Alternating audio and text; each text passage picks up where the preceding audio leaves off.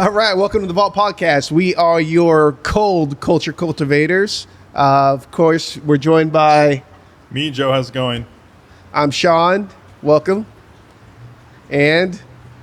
Vijay, hey, how's it going? What's going on, VJ? VJ, it is a cold 35 degrees out here in the Bay Area. Rainy. It's horrible out here. Cozy. How are things? Pussy. That sounds pretty fun. Pretty fun sound. Compared to what's going on here, it's like closer to 10. Jeez. Yeah, I mean, just as we started the podcast, it's now straight up pouring in Albany right now. But we're gonna brave through this. Obviously, could be way worse. And start off with some news. Two different kinds of news pieces today that we thought were kind of interesting to chat about. First, we don't like to be political on this podcast, but Tesla sales are down. Sales down are 60% in Europe, although the EV market is up 50%. So Vijay, you brought this to our attention. What do we think about it? Yeah, so these are not selling apparently in Europe. Turns out the German market overall was down about 2%, but the electric BEV, pure BEV market is definitely growing across the world. The US also is growing, but not as fast as expected.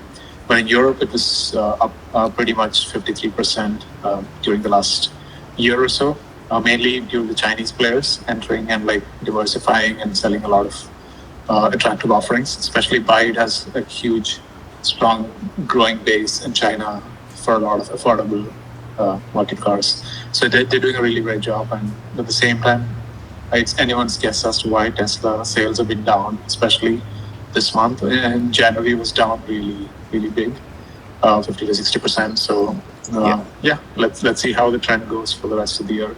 It's definitely not looking good due to the actions of a certain person. But let's see how the market changes. Well, you know, when you're the CEO of a huge corporation and you decide to dabble into politics and literally trying to change the government and, you know, people's jobs, I mean, outside of your own company, but really, you know, the way of life for Americans, I mean, this is exactly what you're going to get. Yeah. I wonder if it's going to have the same effect in the US, but let's see. Yeah, I mean, it's important to note also that, you know, like Tesla is coming out with a refresh of like all of their models basically besides the S. So you could see a sales tip of 60% is significant. But you could be seeing like a lot of people waiting for the new Model Y to come out or the new Model 3 to come out. So something to note there. But yeah, it is what it is. I mean, EV sales are going up in Europe. Seem like they're kind of stagnating here, but I'm curious to see what happens. I mean, like Elon is Elon, love him or hate him. I'm sure that there's at least 40 or 50% of the people that listen to us that are fans of him, and you know, so I don't want to hate too much, but you know, yeah. So we're just reporting. Yeah, I'm just reporting. We're just reporting. I'm just the messenger, but So. In other news, some of the most expensive cars just sold at RM Sotheby's. And the first one that we're going to be talking about is the Ferrari 250 LM. And I just realized that the screen recording isn't working on the screen, but we'll do this in post. It's a 1964 250 LM. You know exactly what it is. It's just a race car 250. Vijay, why don't you describe it to us a little bit, because the page isn't loading on our side. So from what I remember, it's the last Ferrari to win Le Mans outright in the 20th century. So Ferrari was basically like wiping the floor with everyone at Le Mans in the 60s until Ford came along in 66 and won 4 in a row. So until then, this was Ferrari's backyard, and this was the last Ferrari to win it outright. So it's highly significant in terms of the history that it has, and the actual race-winning car being up for sale is like super rare. So that explains that 60s Ferraris always come at crazy values. So they're like considered the most beautiful, and this also has the history to match. So no surprise. I actually expected it to go higher than this. So let's see.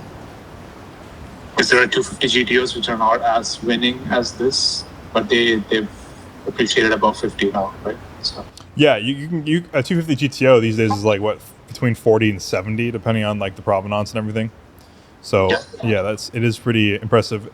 And also like it is something to note that like auction cars might set really impressive records and everything, but private sales are next level different. You know what I mean? Like you can see 250 GTOs go for like $100 million just because people are laundering money through. It's like art. It's like art sales, you know?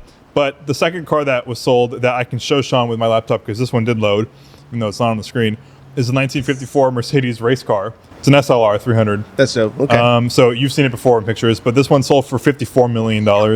You've seen it before. Wow. I mean, it's just a 300 SL Gullwing with chopped and you know, racy.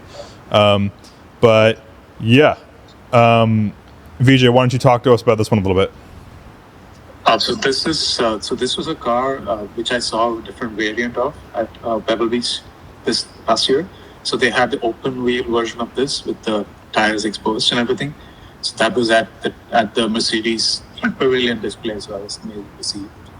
So this is the covered version. I think the more aerodynamic version that was driven by Sterling Moss in the Formula One World Championship, I believe. So it has that history with the racing pedigree and everything. And I think these just almost never come up for sale. And when they do, they definitely fetch like the biggest money. And I think before this, the one that came on sale was a similar model, W196. And that was all for charity, and it went for more than $100 million. So this is only the second most expensive public auction. Yeah. I mean, Mercedes during that era was pretty much their most dominant era before they came back in the 2010s to F1. So yeah, this was from their golden age when Fangio and Sterling Moss were winning pretty much everything before the 56 Le Mans, when that huge accident happened, killing 80-something spectators, and they had to withdraw officially from racing until the 90s. So yeah, that's the history. Yeah. Sean, what were you going to say? Oh no, I was going to ask when was the last one that was sold and how much was it? Yeah, it was a charity auction. I guess 100 million. Yeah. So you answered it. So yeah, those are the news pieces. Usually we try to keep news as interesting as possible. So if nothing is interesting, we don't talk about them. But these sales were cool, and it's interesting that the Tesla market is down so much. 60% is so huge. But comment down below if you have any other ideas. I personally think it probably has to do with that mid-cycle or that brand new refresh. Probably a lot of people are holding off on buying these cars until the new stuff comes out because everyone's excited about them. I think it's partly that and partly, political stuff. But without further ado, China offerings. China offerings and there's so many. Does not get Chinese EVs because of tariffs and whatnot. Yeah, dude, and those cars float. If they bring BYD over here, oh my god! I don't know what that is, but sounds cool. It's called Build Your Dreams. Yeah, BYD. yeah. Well, they're running circles around Tesla. Yeah, around all the manufacturers in China. I mean, I know getting a Model 3 for like 12 grand. Yeah. Oh, which is honestly like really intriguing. To be honest, 12 grand for a Model 3 is pretty cool. But like, I know that the CEO of Ford, Jim Farley, was I think he either bought or brought one of the Chinese luxury EVs to the area to drive to like benchmark for their cars. Yeah. Obviously, that's not. I mean, who know? I mean, they don't have any luxury electric cars, but I'm really curious to see if that changes anything for them because I know they're going full into it. But without further ado, that's the news. Comment down below if you have any other information for us. But Sean, how's your week been? Oh, the week has been actually disappointing with the weather. I was so excited to actually get a drive out. I got the car washed up and there it's been sitting. So. And then as far as just getting anything else going on, is we haven't had a chance to work on anything again just because of the weather. So I'm patiently waiting and eagerly anticipating. This weekend's going to be nice. Yeah. Clear skies. Yeah. You need to come to because like one of my main objectives this year is to go to more things that we don't host, Yeah. I really enjoyed Prestage and the drive after last month. You should come in February. Yeah. Which is the day before Solano. So yeah, that'll be good. I'm there. Yeah. I'm definitely there. Let's do it. It's just a little early, but that's it. Yeah. Vijay, how's your week been? Not a lot stuff going on. So this week I This last week, I went to the Detroit Henry Ford Museum, which is really cool. It's not just a car museum as such, but it shows all of the biggest highlights of U.S. American innovation in industry, all the way from the industrial revolution start, like right from the steam engine all the way to the most modern cars. So I think that was super nice to see. And I saw one of my bucket list cars there in person. That's the Wienermobile. I don't know if you guys have heard of it. Yeah, we'll pull that up. A Wienermobile? Yeah, they have a Wienermobile there, and it's like seeing a celebrity in person. It's based on a Dodge truck, sort of chassis. But yeah, it's so cool to see in person. But yeah, all the other cool science and engineering stuff was fun as well. Yeah. So Wienermobile is in post, but everyone knows what that car is. And yeah, my week has been honestly just work. I've been driving the W210 E55 the last 3 weeks, which is the one with over 400,000 miles. It's a really pleasant car to stack miles on. I really enjoy it. I didn't mean to have it for 3 weeks, but I asked my dad if I could borrow it one of the days, and I kind of just got addicted to it. And it kind of seems like it's like a drug. Like it's like, oh, I'll give it back today, and then I'm like, oh, it's one more drive. And I've been doing that for like 3 weeks. Is that the car that's out there now? Yeah. Yeah, because I've never seen you drive that. Yeah. So it's my dad's car, but he drives it, and then when it just sits, I ask if I could drive it. Okay. Vijay's driven it. But one thing I've noticed today, especially with the downpours, I don't know if it's the tires because I haven't checked how old they are, and I don't know if it's the alignment or if it's just the geometry of the suspension on this car. But this car, really hydroplanes. Nice. I was on the Benicia Bridge today, just kind of minding my own business. 60 miles per hour, speed below the speed limit. Just driving, windshield wipers on, being safe, two hands on the steering wheel. All of a sudden, the car shimmies, and then I'm 4-wheel sliding for 50 feet. And I'm like, oh shit. You might want to get that checked out. Yeah, so I luckily I know car control clinic, and you're not supposed to smash the brakes in that moment. You're supposed to let it do its thing. It'll bounce, and then hopefully it balances itself out. And if it doesn't, then you correct later. Yeah. And so I did that. Let it ease itself in. Then it slowed way down, and kind of just got to my destination. And then the whole way here was hard. It was like, I'm like, what the heck? And these tires I know for sure are not 7 years old. They're new enough. So I don't know. We just did an alignment, so it could be that. Did you get any warnings for the brake lining wear? No. The only light that I ever get is if I push on the brakes every so often, it'll tell me that a lamp is defective, which it isn't. It's just because it has 400,000 miles and it's just wanting to die. Gremlins. But yeah, there's that. It's just been work, and it's not really that intriguing. I've been way more at the shop this week, which has been lovely, because last week I was wanting to be at the shop more, which is fantastic. And then I'm about to be finished with the C4, getting it ready to list on Cars and Bids. So Frank just did photos yesterday. I detailed the shit out of it. Took a look underneath the car last night. Nice. Make sure everything is good. Honestly, I'm gonna kind of miss looking at it at my shop. I don't know if I would ever own the car, but I don't know. I know you give me shit, but it kind of is, Yeah, I respect the C4. Whenever I post about it on my Facebook too, I get a lot of people like my dad's age that are like, this car is slept on and you don't know until you push it. So push it. And I'm like, well, it's on mine, so I'm not gonna push it. But I understand. They're like, it's surprisingly fast, very nimble. And people just kind of don't think twice about it. Yeah, and for $12,000. That might be the key to unlocking our channel. If we just all became Corvette guys, yeah, dude, I'm sure popularity would about skyrocket. Oh my god, the vibe at the shop yesterday was elite. I was underneath the Corvette, and I'm like, there was allegedly beers around me, and I'm like, I kind of get it, Started texting my friends. I'm like, guys, you have to at least sit in this car, because maybe I could sell it to one of them. Yeah, but the good thing is there's always something to work on one of those. Yeah, who knows? I don't know if they're reliable or not. I know this one has a few things that need to be addressed, but overall it's really clean. Yeah. And so for $12,000, someone's gonna probably get 12, 13. Someone's gonna get a really nice, kind of collector adjacent car. Oh, yeah. That's I've always wanted one of these cars. Yeah. And white is killer. Nice. So I'm a big fan of the white. But yeah. Yeah, So you've Yeah, got that's- your, go ahead. Never oh mind. no. No. I was gonna say, you got your meth business. It's like on fire right now. It's like one of the things that you want to do, right? Yeah, buy a C4. Buy a C4. Yeah, yeah. So C4 aside, that brings us into the member Discord finds, which if you don't know about the Discord, link down in the description below. Members get free access. We post cars in there for sale all the time. We're doing a poker night this week, a drive simulation night in March.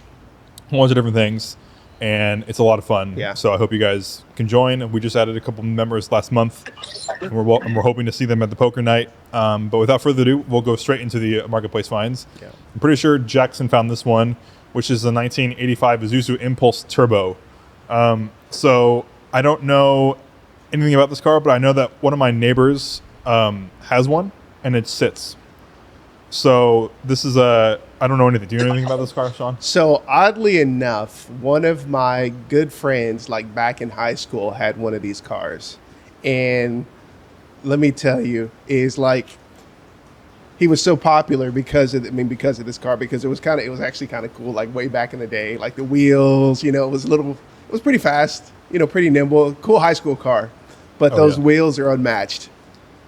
Yeah, these are factory wheels. Yeah. Wow. Yeah. VJ, are you taking a look at this car? The first one in the Discord finds. Yeah, the Isuzu Impulse Turbo. No, I don't know anything about this. Yeah, I mean it's cool. It's a cool Yeah, car. It had a nice little turbo noise whine to it as well.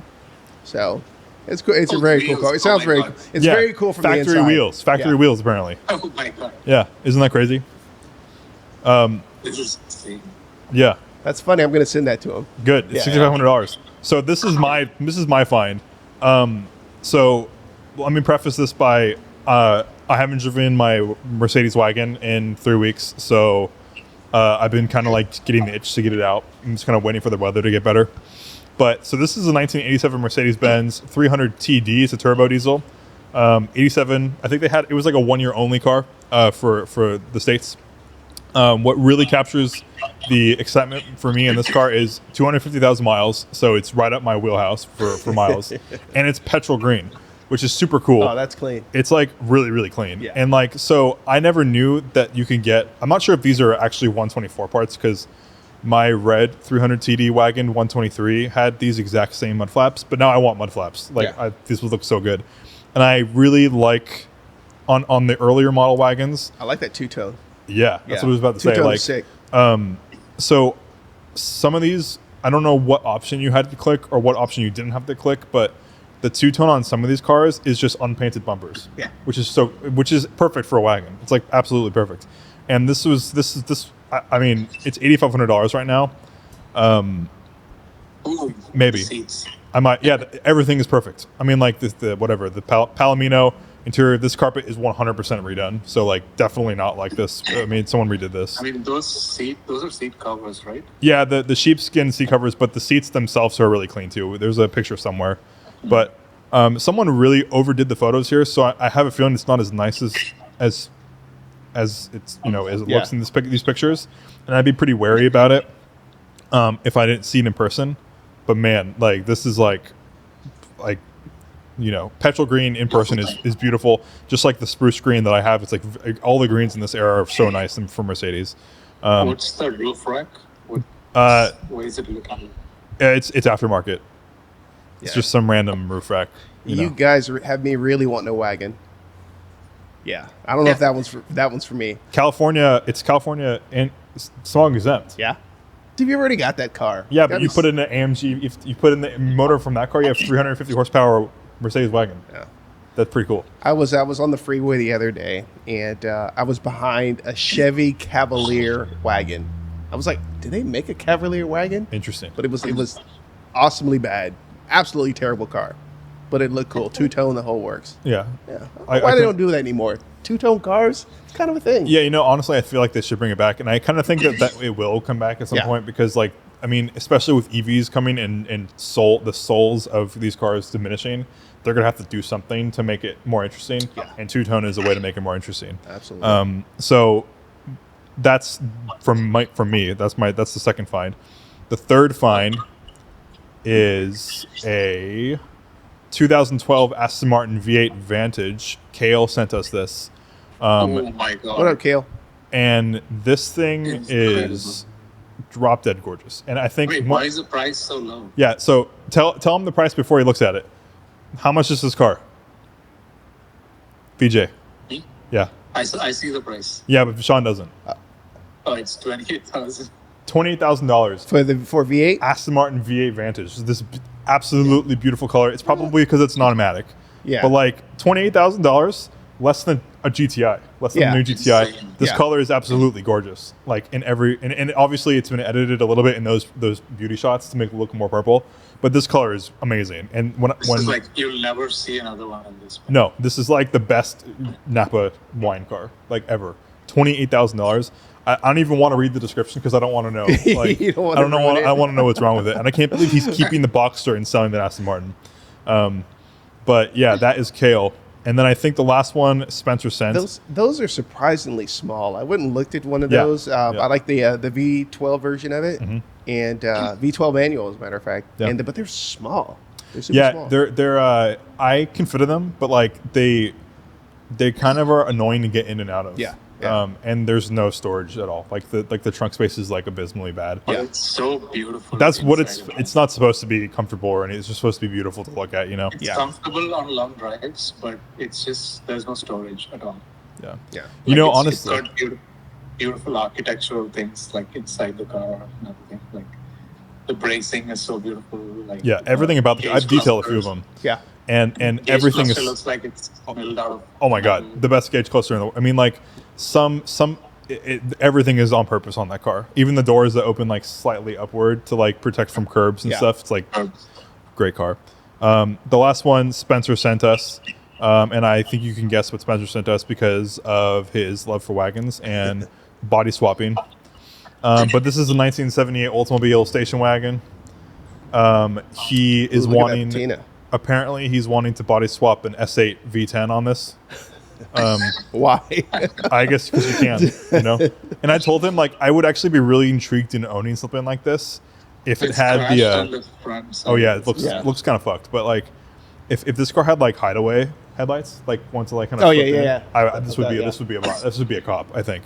But $7,500. But if you can get a $7,500 wagon looking like this and then put an Audi V10 in it, it'd be pretty cool. Yeah, that's a hard pass for me. Yeah. It's a biohazard inside. Yeah. Oh, yeah. Well, the whole, you know, it is what it is, but like it's a good start. Yeah. To a project for like what he does. Yeah. That's a good 3 spots in a driveway. Yeah. 2 for that car and 1 for all the parts. Oh yeah. There's no shot. You're. Yeah. Yeah. So yeah, those are the marketplace finds. Once again, the link to join the Discord and the Patreon, should you wish to support us, is down in the description below. But without further ado, we'll get into today's main topic. Stemming off the C4, to be honest, and the E55.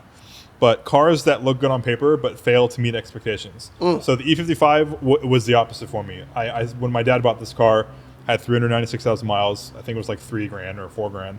And at the time I had a W211 E55, which was the generation after with the supercharged V8. Yeah. And so I was like, this is going to be a letdown, you know? And I got into it and I'm like, this is better than the supercharged car. And I love everything about it, even though it's not a very stylish car. Yeah.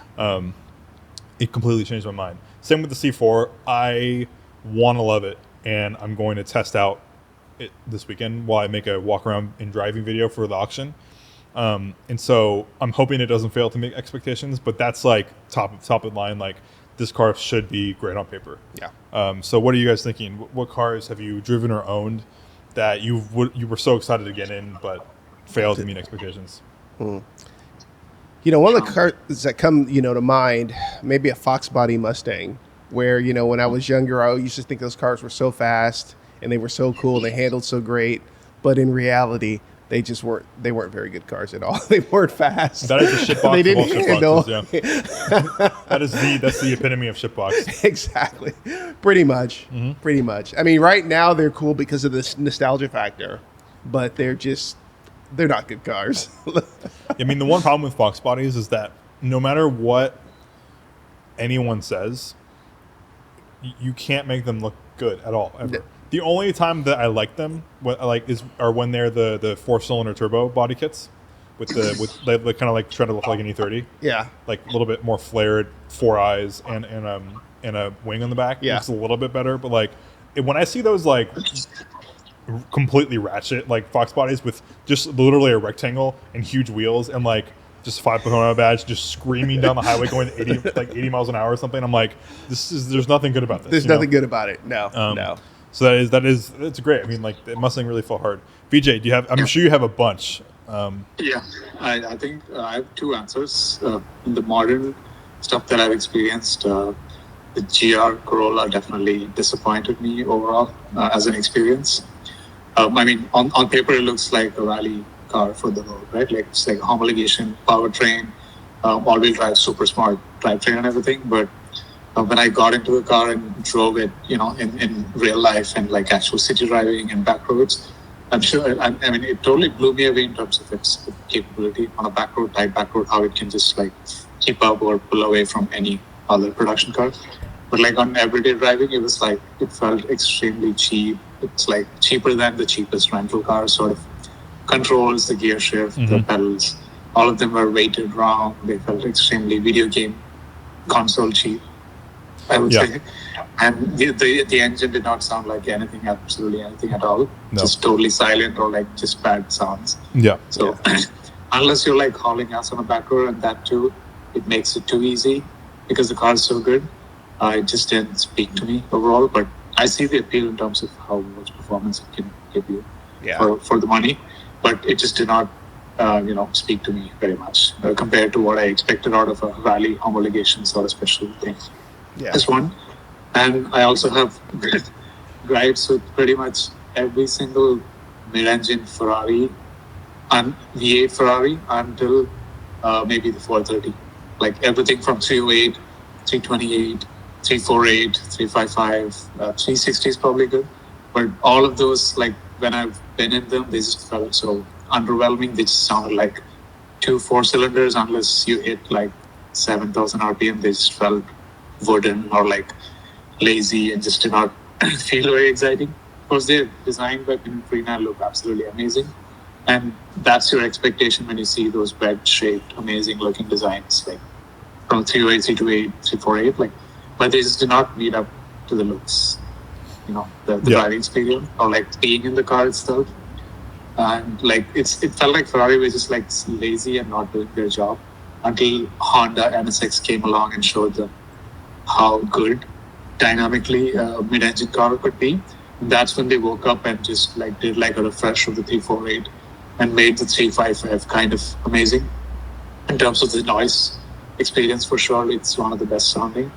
The 355 was just like a refresh of 348, and within that span, the existence of the NSX it woke Ferrari up and made them work hard. So they made it kind of amazing compared to the existing base car of 348. So I think mid-engine Ferraris from the 70s onwards were just terribly disappointing compared to how good they looked to drive. Yeah. Yeah. I mean, even in period, whatever the mid-engine Ferrari was during the E28 M5's period, there were magazine articles talking about how the M5 was walking around the Ferrari as if it was nothing, which is funny. I mean, but like, obviously, the Ferrari is definitely more sporting. But like, I guess in a straight line, the M5 was beating it every time. Yeah. That was also like a terrible time for Ferrari in F1. They were just not winning at all through the 80s, even in 90s until Schumacher came along in the late 90s. Everything was just like sad and dormant in Ferrari.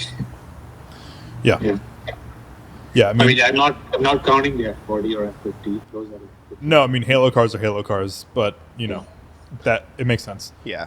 The funny thing about, and going back to the Corolla, the funny thing about the GR is, I think we often forget that it is a Toyota Corolla. Yeah, well, no, I mean, it's hard to judge it because like they were selling for like $50,000 or whatever. Yeah. So, but like I've detailed more than that. I think they were going for like, some people were paying like 80 for them. Well, that's dumb. They never do that. But like Moritz no edition. Yeah, it's just dumb. I mean, like I've detailed a few of them, and I really wanted one. Yeah. I was considering getting one before I got the Civic Hatch. And like, yeah, I detailed them, and I'm like, this just feels like Ali's car inside, and even the exterior just like felt like kind of plasticky and gross. And like, I'm like, yeah, I get it for like if this was completely stripped out, had one seat in it and a roll cage and like no exhaust, I get like how this would be alluring, but like It's actually stiff for that. It's super stiff. yeah, exactly. I mean, like I completely lost interest in it Yeah. when I detailed it. I'm like, yeah, this would be a horrible experience to own every day. Yeah. As opposed to the Civic Hatch, which is the exact opposite of what this experience was. I got the cheapest Civic Hatch you could possibly buy, and it's one of the most insulated, like beautiful. Like the car is like fantastic, and the only issue with it is that it's black, so it like it's dirty all the time. But like I can't believe that car, and as opposed to the Corolla Hatch, which was selling for more at the time. This is just the base one. That Civic does wonders. Another car that I hate to love, as a matter of fact, is the i8. The BMW, man. I mean, I think that falls alongside, of it too. Yeah. It should have been, It should have been good. It should have been good. Yeah, it should have been good. And now They they're worth sold like it. what, 30, 40 grand? Yeah. How much were they new? Like 150. 150, yeah. 150. They've really fallen. Yeah. They still look cool. I mean, But they were depreciating 50% in 1 year. yeah. Yeah. Yeah, I mean, it makes sense. I mean, you don't see them ever now. They're like nowhere to be found. They're all on Turo. Yeah. Yeah. It's a good, like, if you don't know anything about cars, a good flex car. Yeah. But that's it. They looked the part when they first came out. Yeah, they did. They looked Yeah. great, and I got really excited to see them whenever they were on the road. Oh, But, yeah. like, nowadays, I'm like, oh god, what the fuck? What did you do to get to this point? Did you have to commit bankruptcy or like, what's going on? You have Tom Cruise Yeah, selling me but- anything, I'm buying it. Yeah, BMW had such a huge head start on the EV or electrified technology, and they just didn't do anything with it. Yeah. yeah, Yeah. yeah. A car for me. This is just in general, but when I was in college and in late in high school, I thought anything Euro spec was cool, no matter what it was. And so I bought a W126, which is a Mercedes S-Class from the mid-'80s. I bought a 280 SE, which is like basically the smallest engine you can get on an S-Class, short wheelbase, with like weird interior. And I thought it was super cool because it was like all unique and stuff. But like really, that car was horrible. At highway speeds, it was like 4,000 RPM. Like everything about the car was bad. Four-speed automatic. Yeah, it was a 4-speed automatic. And Yikes. so my general rule of thumb at this point is any S-Class that you think you would love, if it wasn't the top of the line model, you're going to be slightly disappointed with at some point. Because it's not going to be the top of the line model, so you're not going to get the full S-Class experience. Even if it's a diesel, which I loved my W140 through an SD, but it would have been better as an S600. So that's, I think, one of the main things is if you can afford the top of the line of whatever car you're buying, just buy it, do because it. you're going to be disappointed slightly somehow at some point otherwise. Yeah. Could I buy the new M8 or 850i? Yeah, I was gonna say not the fake trim pieces, not a fake M, or fake AMG. Let's get the real shit. Yeah, if you can afford it, just buy the one you want, Yeah. because if you're going to cut corners, it's not going to work. Yeah. And you're going to be right here with us, and it's going to fail to meet your expectations. So that brings us into the scenario for the week, which has to do with this. So now you are tasked with owning one of the cars that we talked about in the podcast, and you need to unshipbox it or make it so that it meets your expectations. Ooh. So which one are you picking, and what are you doing with it? So Sean, why don't you go first? Oh damn. Oh man. Well, there's not much you can do with a with either one, especially with the BMW. You could take out the 3-cylinder and put in like a B58 straight 6 or something. Give it 350 horsepower. Yeah, then it would look really bad too. Yeah. Dude, that's a good question. I don't know if I'm ready for that one. VJ. Yeah. I think I'm just going to make those mid-engine Ferraris carbureted, just like the 512 that OTS had, Yeah. side draft carburetors. Just make them all old school carbureted and like pure mechanical noises instead of the bad fuel injection era that started off. So I think make them all carbureted would make them a lot more raw and interesting experiences. I mean, the engines themselves were not the biggest problem. The rest of the dynamics and everything was missing. So I don't know how exactly to fix such a inherent problem, which Ferrari kind of did when they went from the 348 to 355. They made it quite a lot better without fundamentally changing the car. So they know how to do the work. They just well easy. So I think the carbureted engine scenario probably fix a lot of the early issues for the mid-engine cars.